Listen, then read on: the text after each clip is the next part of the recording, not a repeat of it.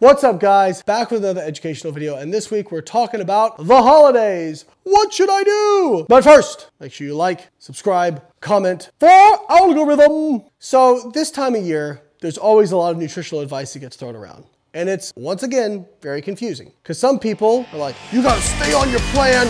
There's no excuses, no days off. You can make it happen. And there's other people like, you only live once. You should enjoy yourself. Don't worry about it. I'm gonna tell you why both those pieces of advice are probably wrong. It's probably not a reasonable expectation to stick to a rigid dietary plan during the holidays, because you're probably not gonna enjoy the holidays if you do. But by the same token, it's probably not a reasonable expectation to just be like, well, I'll just do whatever I want and expect that there'll be no consequences for it. One of the things you hear a lot in nutrition circles is that in adulthood, obesity is a disease of basically overeating by about 30 to 50 calories per day. I promise you, if you cut 30 to 50 calories out of your diet per day, absolutely nothing will happen. So why do people become obese? They don't gain weight linearly throughout the year. On average, people add 0.5 to 2 kilos of body weight per year of adulthood. And almost all of that weight is added in the 6 weeks from the end of November until January 1st. What happened during that time? Oh, that's right, the holidays. Yes,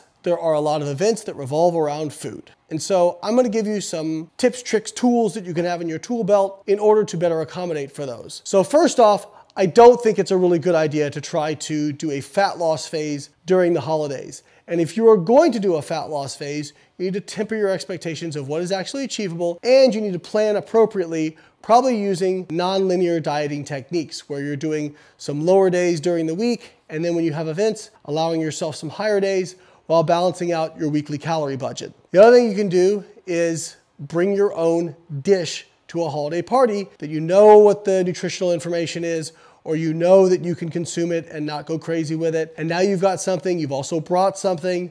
That can be a reasonable thing to do. So there's a few different levels to this in terms of restriction versus enjoyment. So at the furthest end is extreme restriction, which is where you go to the party and you don't eat anything. The plus side of that is it's not gonna impact your goals. The downside to that is people are gonna look at you weird, you're gonna answer a lot of weird questions, and you're probably gonna kind of look like a dick. Next up from that is you go to these parties, you consume in moderation, and you try to track what you're eating. I guess a further restriction would be you bring a food scale with you and weigh it out. Now you can do that. Again, you're gonna get questions, and it just depends on what your comfort level is with that. Now, if I was somebody who was getting ready for, say, a powerlifting meet where body weight was important to me, or I was getting ready for a bodybuilding show like early in the following year, but I still wanted to be social, the compromise I might make is I might actually bring a food scale and weigh out those various foods and then put them in and track them. Because while, yes, people are going to ask me about what am I doing, I can say, hey, listen, I know this looks annoying. I'm not judging anybody else here. I just have this goal that's coming up that is body weight dependent.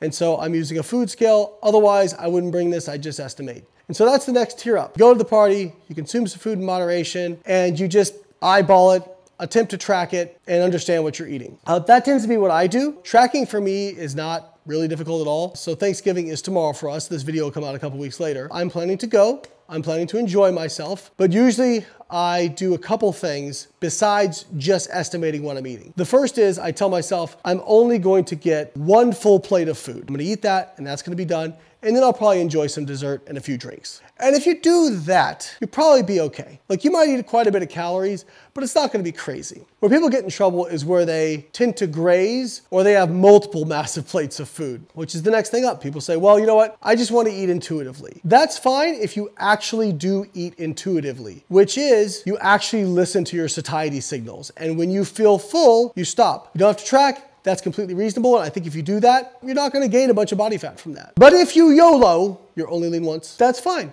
Some people say, you know what? I know I'm gonna gain weight, I know I'm gonna gain some body fat, but I wanna go and enjoy the experience. That is totally fine, reasonable, and appropriate if you've had that inner dialogue with yourself. However, don't be pissed off a week later when you're up, 2, 3, 4, 5 pounds. And don't be pissed off when you get to the end of the holidays and you're up, maybe 5 pounds which is what some of the research data says. If you're okay with that, then that's completely appropriate. I'm not here to food shame anybody. I'm not here to fat shame anybody or anything like that. But you need to have that dialogue going in. You need to be mindful and you need to come up with a plan. How am I going to handle this? What is most important to me? So for me, my values are, if I don't have a meet coming up, which I don't, not till June, I want to enjoy myself with my friends and family, but I also don't want to go crazy and put on a bunch of body fat because, you know, a man's got to look good. You know what I'm saying? I am going to go. I'm not going to bring a food scale. I'm going to eyeball what I eat, portion control, eat moderately, enjoy myself, and that'll be it. And maybe my weight will spike up a little bit just from fluid retention and whatnot. The probability is I'll be back to normal within a few days. And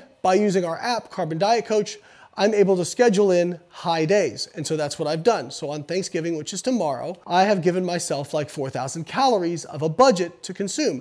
Now that means my other days of the week are going to be lower, and that's fine. So I've eaten less on the other days so that I have more for Thanksgiving. So that's one great aspect of our app, Carbon Diet Coach, is it gives you the capability of doing that and being able to schedule in some of these high days so that you have more flexibility on days where you need it. If you guys are looking to sign up for Carbon Diet Coach, I cannot recommend it enough. It's trusted by over 50,000 people worldwide. It's only $10 a month. Actually, it's less if you sign up for 6 months or a year. And we have a store rating of 4.8 stars. And in a poll of 2,500 of our users, 91% said that they would recommend this app to a friend. It's a fantastic product. I think you guys will love it. Link is in the description. Hope you guys have wonderful holidays with your friends and family. Enjoy yourselves in moderation. I'll catch you next week.